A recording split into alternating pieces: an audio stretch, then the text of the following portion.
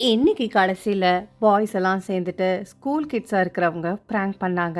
அத வச்சு தான் விஷால் வந்து ராணவ் கிட்ட அட்வைஸ் பண்ணிட்டு இருக்காரு. "நீ எல்லாமே ஓகே. ஒவ்வொரு சமயம் நீ ஓவர்லேப் பண்ணிட்டு போற. அது வந்து சரியே கிடையாது. உனக்கு நாங்க நெறைய தடவ சொல்லி புரிய வைக்கிறோம். ஆனா நீ அத மறந்துடுற." அதுக்கு ராணவ் கேட்குறாரு, "சரி ஓகே. இந்த விஷயத்த நம்ம எல்லார்கிட்டயும் சொல்லிடலாமான்னு?" கேட்கும்போது, அதுக்கு இவங்கலாம் என்ன சொல்றாங்கன்னா, இல்ல இல்ல. நீ இப்போதைக்கு சொல்லக்கூடாது. ஏன்னா பிக் பாஸ் நம்மகிட்ட சொல்லியிருக்காரு. எக்காரணத்துக்கு கொண்டும் நீ வாய தவறி யார்கிட்டயுமே சொல்லிடக்கூடாது. இன்னைக்கு நீயும் சத்யாவும் செஞ்சு கொஞ்சம் பர்சனலா வேற போயிட்டீங்க. ஸோ நானுமே யோசிச்சு பார்த்தேன். என்னடா இதுன்னு சொல்லிட்டு, நீ அப்பப்போ நீ என்ன பண்ண தெரியுமா? என்னையே கொஞ்சம் ட்ரிகர் பண்ண மாதிரி பண்ணிட்ட. ஸோ அதுதான் கொஞ்சமா கேரக்டர விட்டு நீங்க 2 பேரும் வெளியில போனது எல்லாருக்குமே கொஞ்சம் தெரிஞ்சு போச்சு. ஸோ இப்போ போய் நம்ம சொன்னேன்னு வச்சுக்கோயேன், அது அவ்வளோதான். ஏன்னா அங்க பயங்கரமா வெடிச்சிட்டு இருக்காங்க. அருண் பொறுத்தவரைக்கும் இப்ப தான் வந்து எல்லாரையுமே சமாதானப்படுத்திட்டு போயிருக்கான். அவனுக்கு இந்த விஷயம் தெரியவே தெரியாது. இன்னைக்கு நமக்கு சொன்ன மாதிரி, நாளைக்கு அவங்களுக்கு வேற மாதிரி பிக் பாஸ் சொல்லலாம். ஸோ அவங்க சொல்ற வரைக்கும் நம்ம யாருமே வாய தவறி ஒண்ணுமே சொல்லவே கூடாது. இந்த பக்கத்துல இருக்கிற ஸ்டாஃப் எல்லாருமே இவங்கள கன்வின்ஸ் பண்ணி பேசிட்டு இருக்காங்க. ஸோ இவங்களுமே கேரக்டர்ல இருக்காங்க. ஆனா அங்க இருக்கிற ஜாக்லின், மஞ்சரியும் இன்னைக்கு கொஞ்சம் அழ ஆரம்பிச்சுட்டாங்க. ஏன்னா இது ஓவரா போயிடுச்சுன்னு சொல்லிட்டு. ஆனா, இவங்களுமே அந்த கேரக்டர் விட்டு குடுக்குற மாதிரி இல்ல. ஸோ, எல்லாருமே என்ன சொல்லிட்டு இருக்காங்கன்னா, நாளைக்கு லவ் கன்டென்ட் தொடரும்ன்ற மாரி பேசிட்டு இருக்காங்க. ஆனா, இவங்களுமே புரிய வைக்கிறாங்க.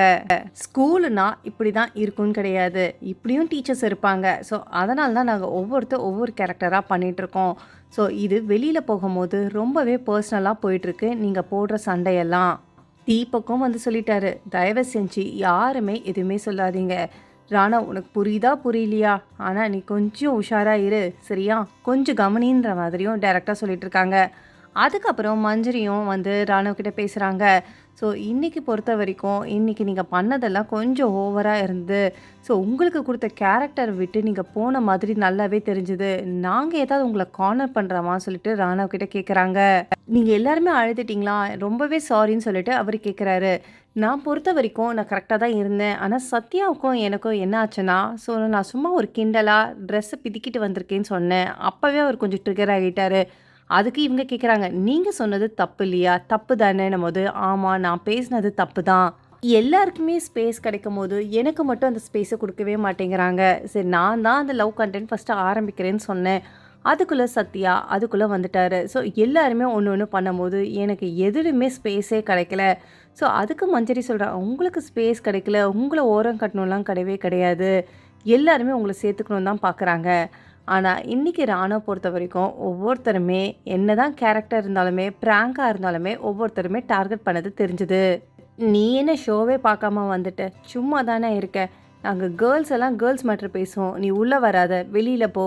பாய்ஸுமே என்ன சொல்றாங்கன்னா, "நாங்க எங்களுக்குள்ள பேசிப்போம். நீ சரியான ஒரு மக்குன்னு" சொல்லிட்டு இப்படியே குத்திட்டு இருந்தாங்க. ஸோ, அதனால இன்னைக்கு கேரக்டரா இருந்து இதுதான் ஸ்டாண்ட்ஸ்ன்னு சொல்லிட்டு இவருமே வெடி வெடின்னு வெடிச்சிட்டாரு.